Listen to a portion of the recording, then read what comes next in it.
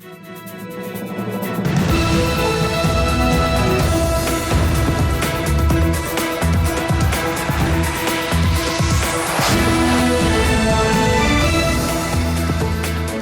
good evening. This is TV7 Israel News broadcast to you from Jerusalem, and in today's top stories.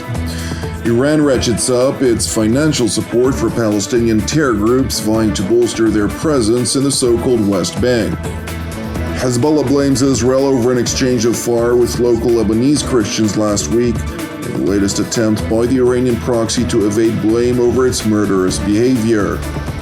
A strike near Damascus reportedly destroys a large weapons storage unit belonging to Hezbollah.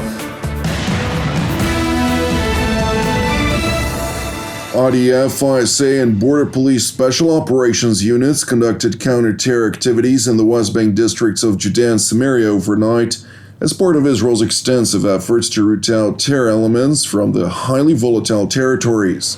During the course of the operational activities, a total of 9 suspected terror operatives were successfully apprehended. Thankfully, no injuries were reported, and the apprehended suspects were transferred to the ISA for further questioning.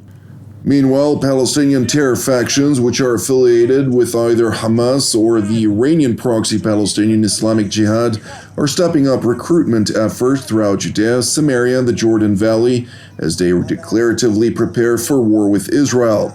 These efforts are ratcheted up amid a clear downward trajectory of the Palestinian Authority's influence in a growing number of regions throughout the so-called West Bank. متعطش لمواجهة الاحتلال زي أسلافه وأجداده. هذا الجيل بس محتاج دعم، لا مش أشطر، دعم مادي مش أشطر من كافة الأطياف يعني، بس الدعم الموجود خلاص بتلاقيه بواجه الاحتلال بكل شراسة بكل عنفوان. It is important to explain that the diminishing influence of the Palestinian Authority, which effectively creates a power vacuum ready to be filled, is rooted in the ailing health condition of Palestinian President Mahmoud Abbas. While succession-related power struggles have already taken root in a number of major Fatah-dominated Palestinian cities, rival factions such as Hamas and Palestinian Islamic Jihad are not standing idly by, seeking to creep in. However, the only way for these factions to persuade Palestinian families who've remained loyal to Fatah and its ailing leader Mahmoud Abbas is by means of monetary compensation, which, according to confirmed reports, is being paid for by the Islamic Republic of Iran alongside other global and regional actors that have vested interests in influencing the Palestinian street. Regarding the West Bank, I think that Iran is identifying, like Hamas and Jihad, that the weakness of the Palestinian Authority enables them to actually increase their influence in the West Bank and challenging Israel. So in that regard, we'll see probably more Iranian backing to those terror organizations. At a time when the Palestinian population is deeply divided on a long list of matters, the common denominator among a sweeping majority of Palestinians remains animosity toward Israel. Therefore, Palestinian factions vying for support are increasingly highlighting their keen interest to escalate terror-related activities against Israel, while in tandem underscoring their access to foreign support that essentially draws local interest. إننا في فصائل المقاومة الفلسطينية نواصل الإعداد والتجهيز على كافة المستويات في سبيل التصدي للعدو الصهيوني عند كل اقتحام واعتداء على أبناء شعبنا في جنين ومخيمها وكل الضفة بعون الله. نتوجه بالشكر والعرفان إلى محور المقاومة وجمهوره من صنعاء حتى طهران على ما يقدموه من دعم لنا ولشعبنا العظيم. According to Stiri, who formerly headed the Iran branch at the Research and Assessment Division at the IDF's Intelligence Directorate, Iran's efforts to deepen its influence throughout the so-called West Bank is part of its strategy to deter Israel. The strategy of Iran, in a way, is actually creating what we call circle of fire, meaning that Iran wants to make sure that Israel is so deterred in a way that it won't act against it. So in order to do so, it build capabilities of Hezbollah in the north, in Syria, and of course trying to influence the stability of Jordan, and as we see now in the West Bank, and of course in Gaza. So in terms, it's not that Iran is planning to conduct an attack against Israel, but it wants to make sure that they can deter Israel as such that Israel won't think of attacking in Iran. So in that regard, the activity of Iran in the West Bank actually correlates with that, with this mentality of way of thinking. According to intelligence figures, roughly 25% of families in the Palestinian city of Jenin have pledged allegiance to Palestinian Islamic Jihad, which receives roughly 90% of its funding from Iran. Nevertheless, being seen as an Iranian proxy is not playing in the terror group's favor. Therefore, in the latest attempt to increase support among the Palestinians in the West Bank, the Palestinian Islamic Jihad has launched a campaign claiming it to be its own master in the battlefield against Israel. نتلقى دعم من إيران للمقاومة الفلسطينية، وهذا الدعم معروف للجميع. إيران لا صلة لها بالعمل بما يحدث بالضفة الفلسطينية أو في جنين أو غيرها في الضفة، وإيران لا تفرض علينا لا شكل ولا مستوى العمل والقتال في الضفة. Meanwhile, on Israel's northern front, Iran's Lebanese proxy Hezbollah continues to alter the equation of repeated border provocations against Israel.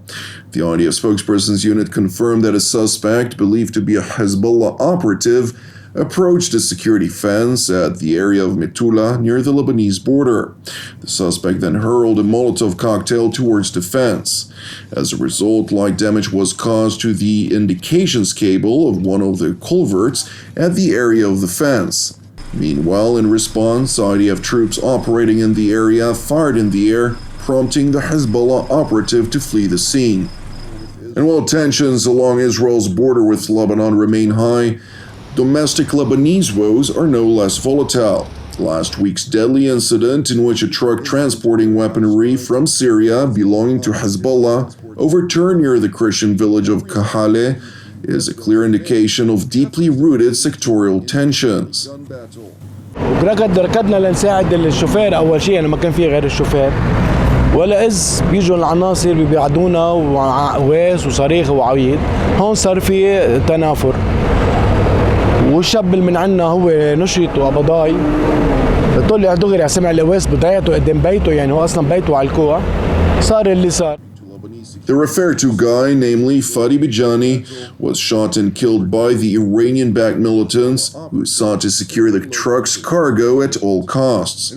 Meanwhile, during Bijani's funeral, a local resident of Kahale stressed the need to de-escalate tensions with Hezbollah, since plunging Lebanon into yet another civil war is not in anyone's interest. فادي بطل وشهيد كل لبنان، منه شهيد فئة معينة مثل ما بيحاول البعض يصبغ هذا اللون. فادي تاريخه معروف، تاريخه مشرف، فادي لبناني مجزر لبنانيا وابن هيدي الضيعة. وللأسف أنا برأيي الشيء اللي صار هو نتيجة عدم إدراك للأمور، يعني وما بده يصير في شحن، والعالم بدها تكون كلها رايقة وتقدر تحل الأمور بعقلانية، لأنه ما الانجرار لأي مشكلة كبير ما حدا له مصلحة فيه ولا نحن بنرضى فيه. It is important to know that the Hezbollah operative who was killed in the exchange of fire near Kahale village was buried at a cemetery in Beirut's predominantly Shiite neighborhood of Dahya. And while bearing full blame for the blatant attack on Lebanese Christians, the Iranian proxy sought to evade blame by claiming an Israeli conspiracy.